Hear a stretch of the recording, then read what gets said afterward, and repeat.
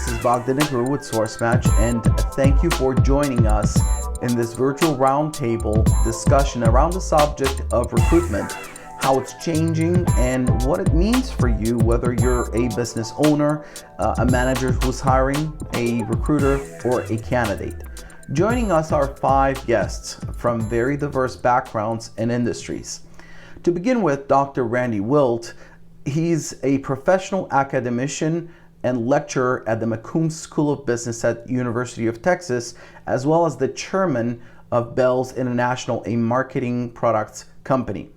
Devin Peters is also joining us. She's an experienced HR business partner at Safeguard Global, who's managing HR operation throughout North America and globally, working closely with Safeguard's Global Employment Outsourcing Unit. Then Gasper Paul, he's the Vice President of Operations with Team Quality Services, having more than 25 years of experience in the automotive and energy sectors. Randy Miller, a senior chair and business coach with Vistage International, and prior to that, he's been an executive in the staffing industry for 20 years and a U.S. Air Force Squadron Commander. Gabriel Wilkinson is joining us as well from the SourceMatch team. He's a recruitment operations manager, and he has more than 10 years of international recruitment experience. Welcome to our guests, and we will dive right in with each and every question.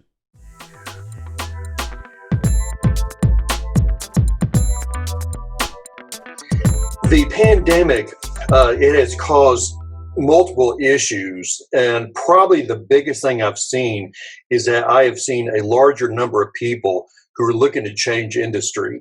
We've referred to in some places a career shock, where they've got let go and they've been there for 10, 15 years. And all of a sudden that particular career no longer exists, or maybe it's gone down so far. So I've seen people who've actually changed their careers.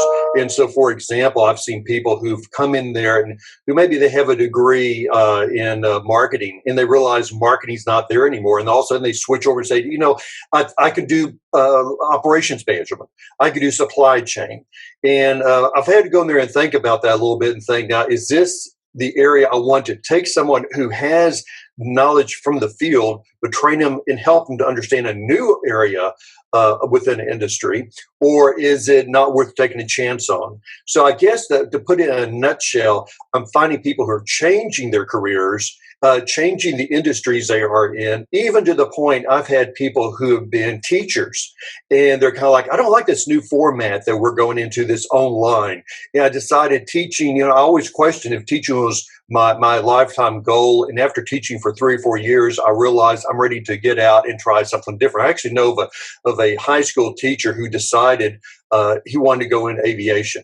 And he actually jumped into this, not because of the pandemic, but before the pandemic, because he looked at it and he said, there's so much growth in certain areas, and he saw the growth in aviation. I've seen teachers who've gone into nursing or healthcare, just like I've seen teachers who come over to the corporate environment, and they actually come in a pretty good experience too, because if anything else, they know how to manage a classroom. So I think we're seeing a lot of career changes as we move through this pandemic.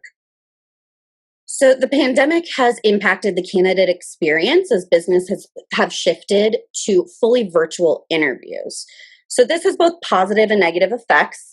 I've noticed that candidates feel more at ease with live video interviews as opposed to some of the non-live versions of video interviews that some companies use. On the other hand, I think that video interviewing can kind of take away from the nonverbal cues that are so often utilized in interviews to provide a good experience. So both from the candidate perspective as well as the hiring manager or recruiter's perspective, right? You know, candidates feed off of the energy we provide as recruiters. So there is a little bit of disconnect there. And I think recruiters are having to adjust the way recruiters and hiring managers, I should say, are adjusting the way that they approach recruiting in order to better provide an experience that's a positive one. And it's just new territory for everyone. So that's been a shift. I think that the technology enables us and gets in our way. So when the technology fails, there needs to be additional ways for candidates to reach out to recruiters or HR so that they feel well supported through the process, right? Again, candidate experience is key, and making sure that you have backups for when your technology fails is absolutely important, especially during this pandemic. Again, with the highs and lows where we had somewhat of a shutdown, then we had to ramp back up again. Just from a high level, I think the availability of personnel at the blue collar level was a very big challenge for us in pockets of the region in Canada and the United States. Our ability to meet personnel in person, we do like to have some personal contact, and we had to use a lot of virtual engagement for interviewing and hiring. Fear of people to engage. We did experience where people did not want to engage on a personal level. And then from a pay perspective, we had challenges with the incentives from governments for people to stay at home and people feeling more safe. So there's a trade-off for money and safety that came into play for us as well. And then the last one we had was work from home preferences, where people preferred to work from home rather than to an environment where it needed people to be. I think a lot of people were fearful of what the coronavirus could do to their companies, to their themselves. And of course, a lot of people have gone into some form of isolation or separation to keep from engaging with somebody who might have the coronavirus, where they might actually transmit it to them.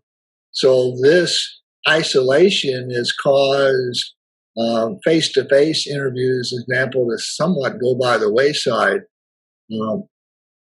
I like personally face-to-face interviews. It's much easier to read the person's body language, the intent, their capability to present themselves in a positive way, and so forth.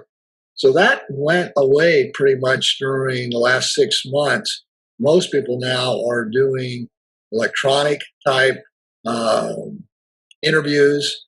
They are not actually meeting candidates until, in some cases, after they start, if at all, because more things are online now and electronic.